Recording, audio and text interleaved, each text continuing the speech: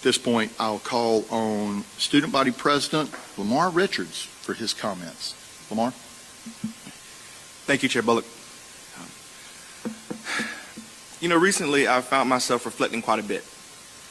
And when I think about all that has happened in the short time since the beginning of my tenure as Student Body President, I think of those I was charged to represent. I think of our underrepresented and marginalized communities. I think of our Black, Asian American, Latinx, and LGBTQ communities, but I also think of the future of the university we all know and love. I think further about the example that we set for those that come after us.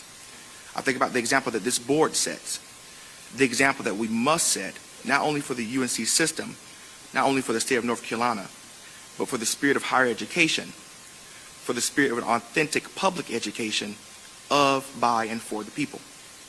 In reflecting on all that has happened in the past few weeks, we saw students, faculty, and staff come together, stand together, rally together in support and securing academic freedom, in securing the free flow of academic perspective and scholarly thought. We must continue to stand with an even stronger resolve when it comes to the intentional work that remains ahead, the work of ensuring the academic integrity of our community moving forward, understanding that the example we set is defined by our willingness to secure a Carolina that ensures equity. I often think about the fact that this institution, our institution, the University of North Carolina at Chapel Hill, was not built for people that look like me.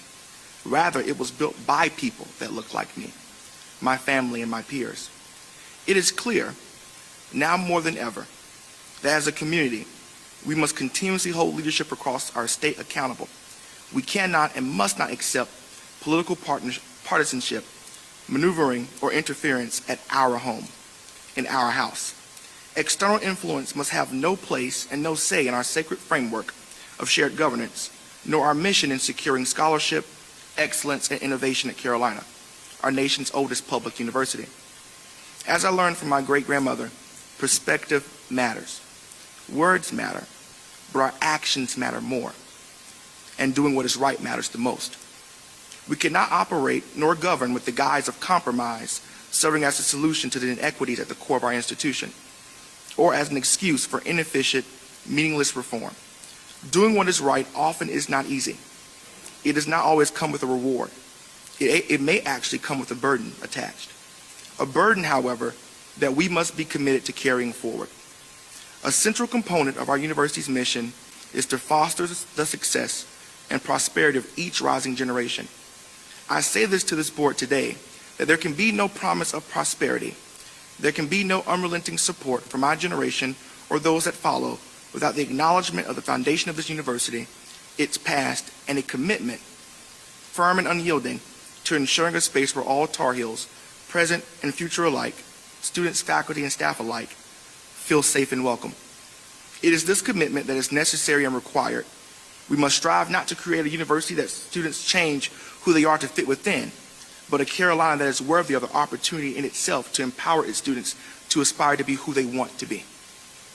With the start of the new academic year quickly approaching, with thousands of my peers preparing to return to Chapel Hill in a few short weeks, my team and I have been rigorously designing, executing, and implementing initiatives bolstered by our foundational pillars, those of collective belonging, effective governance, public good, expanding resources, and institutional advancement. Each and every day, we commit to grappling with our university's colorful past, centering racial equity and belonging efforts, to uplifting and empowering marginalized communities, and to developing and supporting the next generation of student leaders. We commit to continuously advocating for graduate and professional students here at Carolina. We say again, as I have said in the past, that it is beyond time for our graduate and professional peers to receive their deserved representation within our university community. It is time for our university to invest in raising graduate and professional stipends to livable wages and offering equitable academic and financial support to my peers. As we look ahead to the future, our future, we must reflect, however, on the past year. Students have had to change the way we learn, the way we live, adapt, and overcome.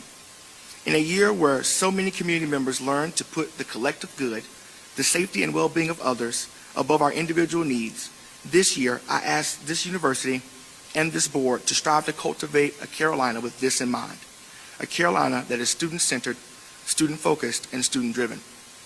As student body president, I am truly proud of my team's work and dedication thus far. I am proud of the vision we have begun to construct of a more equitable Carolina, a more accountable Carolina, one that is truly capable and is worthy of serving our students, faculty, staff, and community. Upon reflecting on the past few weeks and months, however, I recognize that both my amazing team and I have only just begun to achieve the work we aim to do. We have only just begun.